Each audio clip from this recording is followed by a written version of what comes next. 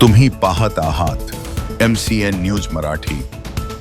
Digital युगात गुन्हेगारांच्या नवनवीन करामती समोर येत असतानाच जळगाव जामोद तालुक्यात एक खळबळजनक प्रकार उघडकीस आला आहे।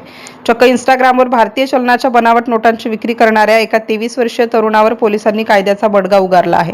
या कारवाईमुळे सोशल मीडियावर फेक करन्सीचा गोरखधंदा करणाऱ्यांचे धाबे दणाणले आहेत। जळगाव जामोद शहरालगतच्या वाडी बुद्रुक येथील रहिवासी राहुल अनिल पवार यांनी आपल्या शंकर भोसले या इंस्टाग्राम हँडलवरून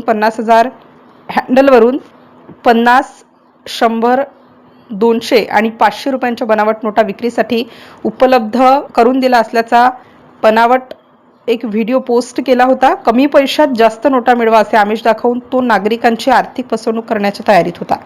मात्र पोलिसांच्या सायबर वॉचमुळे या महाभागाचा डाव फसला। पोलीस हेड कॉन्स्टेबल संजय वेरुडकर यांच्या तक्रारीवरून जळगाव जामोद पोलीस स्टेशनमध्ये माहिती तंत्रज्ञान अधिनियम IT ऍक्ट कलम 66 नुसार गुन्हा दाखल करण्यात आला।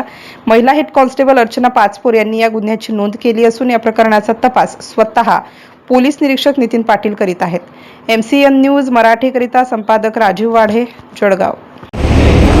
पोलीस स्टेशन जळगाव जामोद येथे अपराध क्रमांक 236/26 माहिती तंत्रज्ञान अधिनियम 2000 कलम 66 अन्वये गुन्हा दाखल करण्यात आलेला आहे।